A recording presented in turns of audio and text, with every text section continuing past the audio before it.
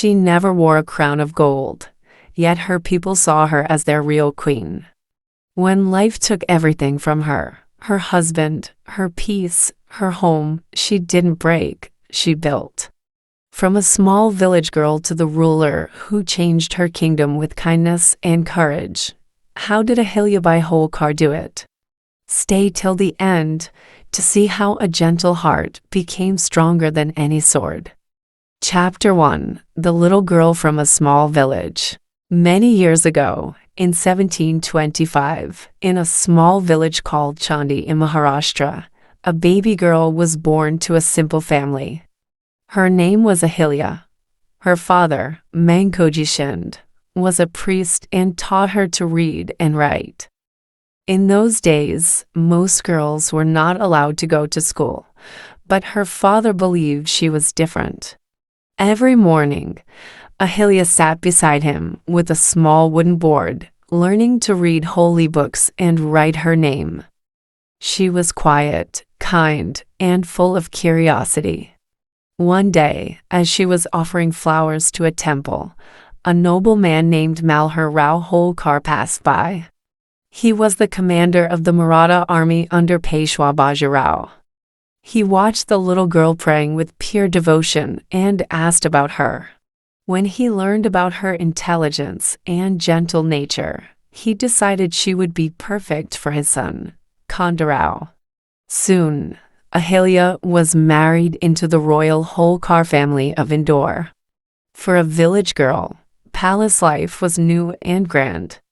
The walls were covered with art, servants bowed, and musicians played daily. But Ahilya remained humble. She helped the maids, talked gently to everyone, and cared for her husband with love. The people of Indore quickly saw that their new princess had not only beauty but also a golden heart. Her journey from a small village to a royal palace had just begun, a journey that would one day make her one of India's most loved queens. Chapter 2. The Princess Who Cared for Everyone. Ahilya soon became known in the palace for her kind nature. Whenever someone was sick, she brought them food and medicines. When poor women came to the gate, she gave them clothes and coins. She often sat with old women, listening to their stories instead of showing pride like other royal ladies. Her husband, Khandarao Holkar, was brave but also young and sometimes careless. When he went to battles, she worried for him and prayed every night for his safety. Ahilyabai, her father-in-law, treated her like his own daughter. He often told her about the responsibilities of rulers, how a real king or queen must care for their people before themselves. She listened carefully and learned from him. One evening, while watching farmers from the palace window, she said softly, "Their hard work feeds the kingdom. They are the true strength of Indore." Ahilyabai smiled and said, "One day, Ahilya, you will understand the heart of a ruler better than any man." Years passed peacefully until one dark day brought sorrow. During a battle in 1754, Khandarao was killed. Ahilya was only in her 20s. The news shattered her. She cried for days, refusing food. The palace fell silent. But her father-in-law comforted her, saying, "You are not just my daughter-in-law. You are my strength now." His words gave her courage to live on, not for herself, but for her people. Chapter 3. The Widow Who Refused to Break. After her husband's death, Ahilya's life changed completely. She dressed in white and stopped attending celebrations. Many women in those days ended their lives after their husbands died, but Ahilyabai begged her not to. "Ahilya," he said, "your duty is not finished. You must serve the people." She bowed and promised to honor his wish. When he went away for wars, he trusted her to handle palace matters. She solved disputes among farmers, helped traders, and made sure no one went hungry. Slowly, People began to say, "Our queen listens like a mother." Even when she faced criticism for ruling as a woman, she stayed calm and strong. One day, a man came crying that his land had been taken unfairly. Ahilya called the officials and made them return it. When the man touched her feet in gratitude, she said, "Do not thank me, thank justice." Years later, when Malhar Rao also passed away, her world grew lonelier. Many in the court thought she should step back, but she refused. "If I sit silent," she said, "who will take care of the poor?" She took charge of the Holkar kingdom and proved that compassion could rule stronger than any sword. Chapter 4: The Queen Who Built a Better Kingdom. When Ahilyabai became the ruler of Malwa in 1767, the kingdom was facing troubles. Crops had failed, thieves looted roads, and many people were leaving villages. But the queen didn't panic. She began to work day and night. She rebuilt forts, repaired temples, and opened roads for travelers. She ordered free water wells to be built in every village so no one would walk thirsty.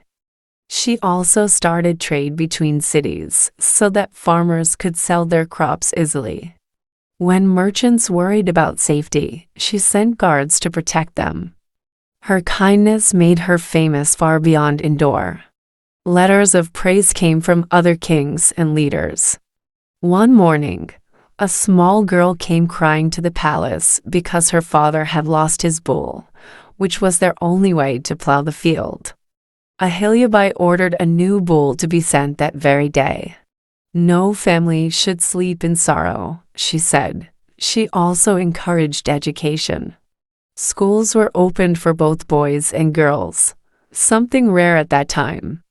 Every evening, she walked through the palace gardens, listening to people's problems.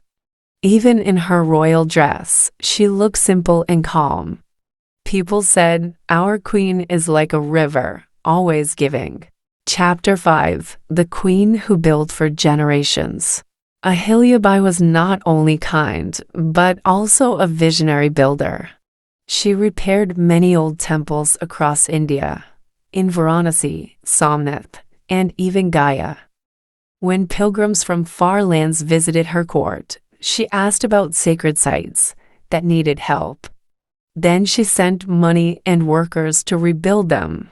People called her the Builder Queen. She loved to travel quietly to see her people.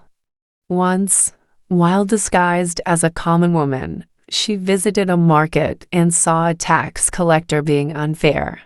The next day, she called a meeting and removed him from his post. "Justice is for all, rich or poor," she declared. She also built shelters for travelers and resting houses for the poor. When old widows had nowhere to live, she gave them homes and food. Her court became a place of fairness. No one feared to speak. Her soldiers were ordered never to harm villagers, and her ministers worked honestly under her eyes. Despite her power, Ahilyabai lived simply.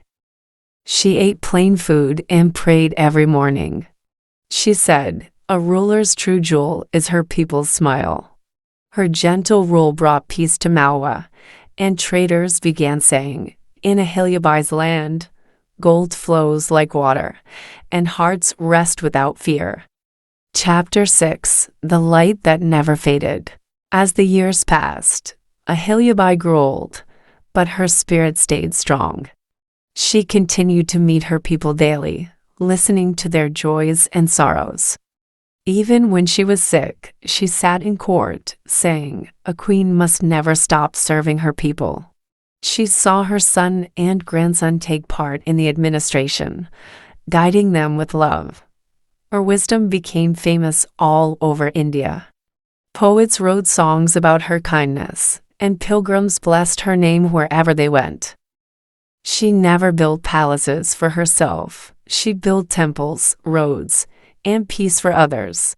In 1795, after ruling for nearly 3 decades, Ahilyabai passed away quietly, surrounded by prayers. People of Indore cried as if they had lost a mother. Her kingdom continued to prosper because of the systems she created. Even today, in Indore and beyond, her name is spoken with love and respect. She proved that strength is not in anger or war, it is in compassion, fairness, and courage. Ahilyabai Holkar remains a shining example of a queen who ruled not with fear, but with a heart full of kindness. If Ahilyabai's story touched your heart, don't forget to like this video and share it with your friends. Tell us in the comments what inspired you the most. And subscribe to Glorious English for more true stories told in simple English that teach, inspire, and stay with you forever.